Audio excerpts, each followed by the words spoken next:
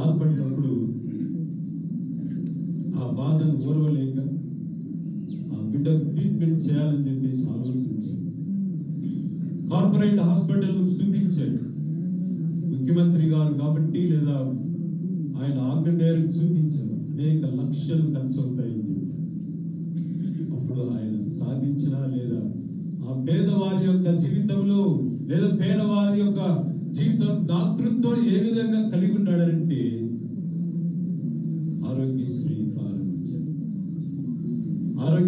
ప్రారంభించాడు.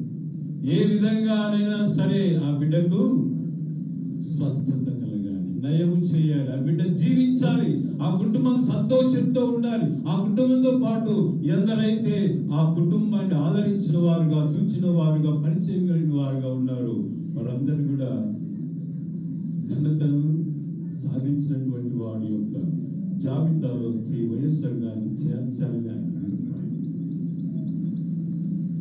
దేవుని ఎందుకు వీళ్ళరా ఆయన బాగా బైబిల్ పఠనం చేయవాడని చెప్పడానికి ఒకే ఒక సాదృశ్యం, బైబిల్ బాగా చదువుతాడు అని చెప్పడానికి ఒకే ఒక సాదృశ్యం. అదేంటంటే మత్తయి శుభవార్త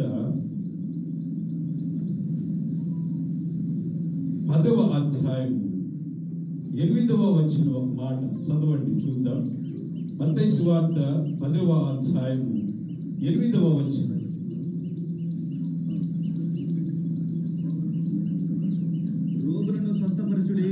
రోగులను స్వస్థపరచుడి, చనిపోయిన వారిని లేపుడి,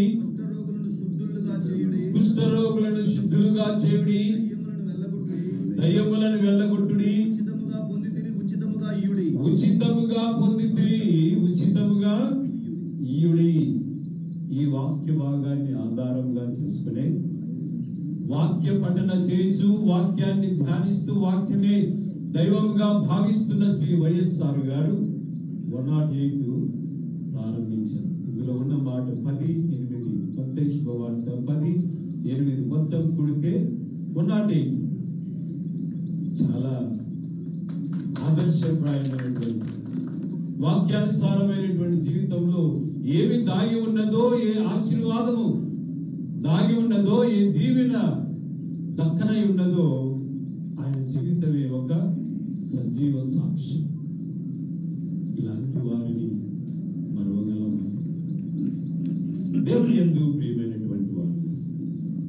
అందుకే ఒక ఆయన అంటాడు, లేదా ఒక పర్వతం చెప్తుంది, సృష్టి కూడా ఆయన గురించి సాక్ష్యం చెప్తుంది. ఏమంటుందంటే, ఇదిగో సృష్టి ఉన్నంత వరకు అనగా గతించే వరకు నేను అనగా పర్వతం ఎలా ఉంటుందో,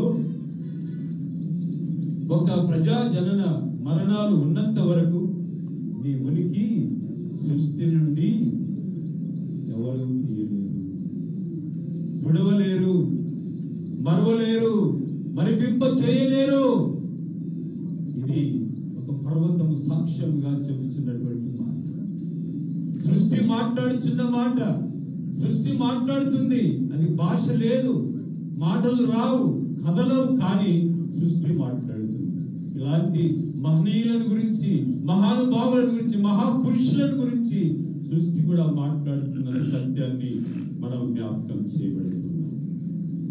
దేవుని యందు ప్రియ కుటుంబమా, మొదటిసారి దేవుని మాటల ద్వారా మిమ్మల్ని దేవుడు ఆశీర్వదించాలని ఆశిస్తున్నాను. ఎందుకనగా జనగణముల జీవమై, ధనగణముల దాతవై, సరా చరిత్ర దాతడువై, జనులు నచ్చినటువంటి జననేత మీరు. ఒక మేరు పర్వతమే కదా.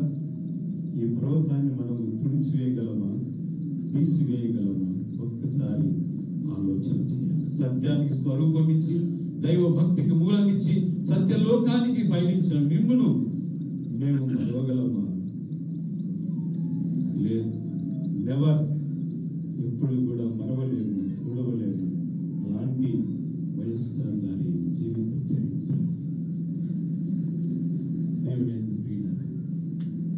అలాంటి మహనీయుడి మర్చిపోకుండా జ్ఞాపకం చేసుకోవటమే ఒక ఆశీర్వాద గడియ. ఈ దినం, ఈ ఈ సమయం ఇక్కడ చేరిన వారందరికీ, మీడియా ద్వారా చూడగలుగుతున్న వారందరికీ, ఎవరైతే చూస్తున్నారో, ఎవరైతే వింటున్నారో వారందరికీ కూడా ఈ మహా వ్యక్తి యొక్క జ్ఞాపకము దీవెనకరముగా మలచబడుతుంది. అదేవిధంగా వైఎస్ఆర్ గారి కుటుంబానికి ధైర్యంగా నింపబడుతుంది. వారి బిడ్డలకు దేవుని ఆశీర్వాదకరముగా ఉంటుంది. ఒక పురుషుని అనగా ఎవరి మ్యాన్ సక్సెస్ బిహైండ్ ఉమెన్ అంటారు.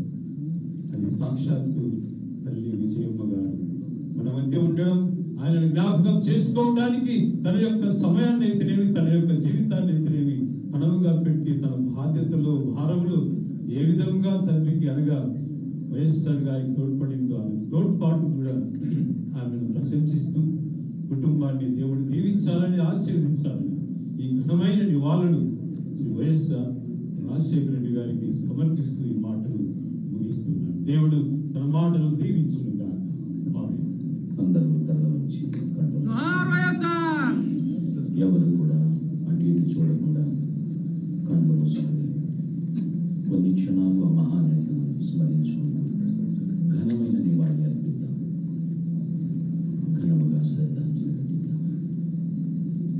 లోకం నుంచి సెలవు తీసుకుని 15 వసంతాలు ముగిసిన దేవుని సన్నిధిలో విశ్రాంతి పొందుతూ మరొక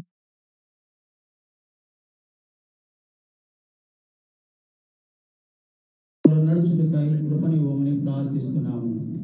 వారి కుటుంబం దేవా వైఎస్ జగన్మోహన్ రెడ్డి గారి కొరకై స్తోత్రం చెల్లిస్తున్నాము.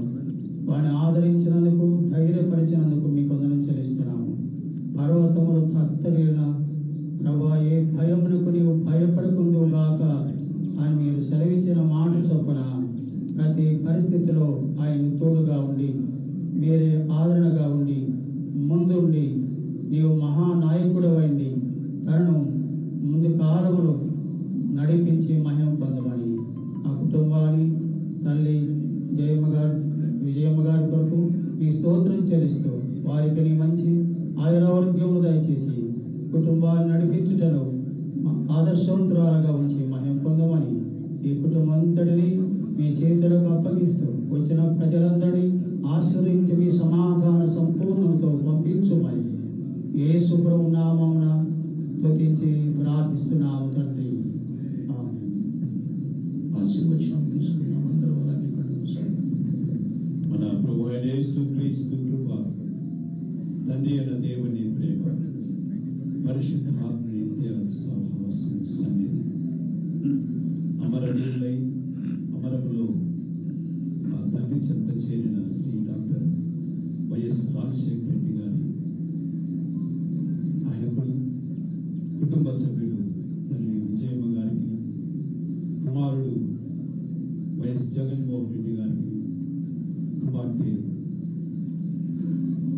శర్మలమ్మ గారికి, వారి కుటుంబములకు చెందిన అనగా ప్రతి వ్యక్తులకు, అన్నదమ్ములు, అక్కు చెల్లెళ్ళకు, ఇక్కడ చేరిన మనందరికీ ఈ దృశ్యమును, ఈ సమయాన్ని వీక్షిస్తున్న ప్రతి ఒక్కరికి తానే ఆశీర్వాదముగా మలచి నడిపించునుగాక.